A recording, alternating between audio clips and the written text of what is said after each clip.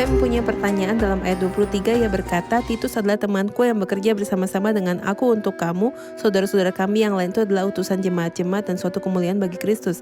Saya ingin tahu bagaimana Paulus menggambarkan Titus dan bagaimana mereka yang bersamanya dan bagaimana orang Korintus menyatakan kasih. Bagus. Sylvia ingin sebuah komentar tentang kualitas-kualitas Titus dan mereka yang sebelumnya ada bersama dia. Sesungguhnya kualitas-kualitasnya sangat baik. Ia berkata dalam ayat 16, saya ingin tahu bagaimana Paulus menggambarkan Titus dan mereka yang bersamanya. Memang ia menyambut anjuran kami.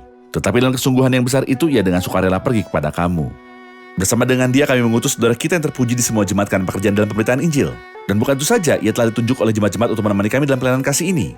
Yang kami lakukan untuk kemuliaan Tuhan dan sebagai bukti kenalan kami. Dan di situ saudara Ayat saya melihat sebuah hal yang sangat penting. Di dalam gereja, bahwa hal-hal finansial bukanlah tanggung jawab satu orang saja, melainkan tanggung jawab 2 atau 3 orang seperti yang kami lihat di sini. Sehingga pelayanan akan tetap terjaga keamanannya.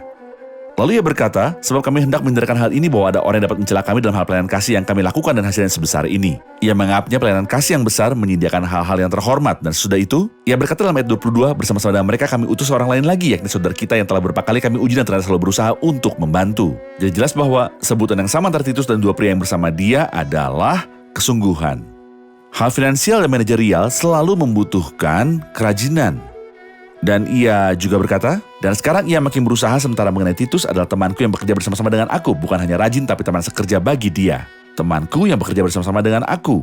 Atau jika saudara kami diminta, mereka adalah utusan jemaat-jemaat dan suatu kemuliaan bagi Kristus. Karena itu tunjukkanlah pada mereka di hadapan jemaat-jemaat bukti kasihmu dan bukti kemegahanku atas kamu. Ia minta mereka untuk menunjukkan kepada mereka kasih mereka dan untuk menanggapi mereka. Dan saya pikir mereka benar-benar menanggapi Titus ketika ia pergi pada mereka untuk membuat Rasul Paulus yakin bahwa saudara ini bertobat dan kembali. Saya pikir bahwa ia berkata sebelumnya bahwa mereka telah menerima Titus sendiri dengan takut dan gentar. Baik.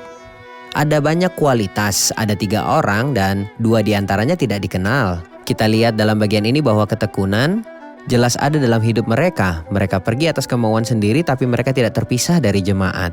Ia peduli dengan hal ini dan kemudian jemaat menyetujuinya. Itu yang saya pahami dengan kata dipilih. Kisah Para Rasul pasal 6 dipilih dari jemaat penuh dengan Roh Kudus sehingga mereka yang dipimpin oleh Roh Kudus terkenal baik dan di akhir ini menuntun pada suatu pelayanan yang berhasil.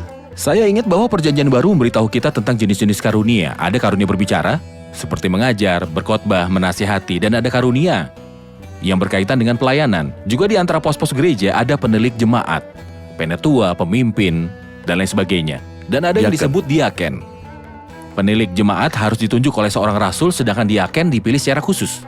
Saya ingat bahwa diaken-diaken dipilih dalam kitab Kisah Para Rasul dan di sini juga Rasul persisnya, jemaatlah yang memilih mereka. Apakah artinya dipilih? Itu artinya bahwa jemaat harus menyetujui dan merasa disegarkan dengan mereka karena semua ini adalah urusan finansial. Dan kita dapat menarik sebuah pelajaran dari apa yang ada dalam gereja kita bahwa orang yang menangani masalah keuangan gereja harus membuat orang tenang dan disetujui oleh setiap orang dan bersikap efisien. Dan Anda juga berkata, dipenuhi Roh Kesalahan Kudus. besar untuk bertindak sendiri tanpa opini jemaat. Benar, benar.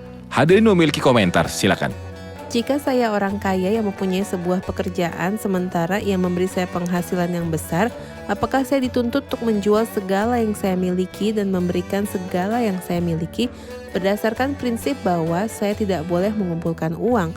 Saya memberi dengan murah hati tetapi saya masih memiliki kelimpahan. Apakah prinsip tentang menabung uang menjadi sepenuhnya salah di sini? Pertanyaan penting, silakan. Bukan, itu bukanlah sebuah kewajiban untuk menjual segala yang ia miliki. Orang muda kaya misalnya, Kristus memintanya menjual segala miliknya. Bukan berarti Kristus menginginkannya secara harafiah, namun ia ingin menyingkapkan apa yang ada di hatinya. Karena hatinya melekat kepada uang, apakah Anda mampu melakukan itu? Bukan satu keharusan bagi orang percaya yang kaya untuk menjual semua yang ia miliki. Ada banyak orang percaya yang kaya raya, namun mereka tetap berpartisipasi secara murah hati dalam hal memberi. Saya pikir hal ini membutuhkan sebuah persekutuan pribadi dengan Tuhan dan kepemimpinan Roh Kudus. Baik, Anda mungkin mempunyai bisnis pribadi sendiri, namun hatimu tidak melekat padanya. Bahkan ketika Anda untung agar dapat menghormati Tuhan dalam keuntungan ini, agar dapat memberi kepada pekerjaan Tuhan, untuk dapat membuat orang memiliki penghasilan. Jika Anda memiliki pabrik, misalnya di mana ada 30 atau 40 keluarga, Anda membuat orang-orang memiliki penghasilan dengan bekerja di dalamnya. Itu juga sebuah pekerjaan bagi Tuhan dan Anda adalah sebuah kesaksian bagi mereka. Jadi hal menjual segala sesuatu yang saya miliki untuk menggunakannya untuk pekerjaan Tuhan adalah panggilan khusus dari Tuhan. Selain itu kita mempraktikkan hal-hal sementara kita dengan tenang dan hati kita tidak melekat pada harta kita. Namun kita adalah hamba-hamba, kita menerima untuk dapat menghormati Tuhan dan membelanjakan uang di rumah-rumah kita serta membantu orang-orang lain untuk hidup.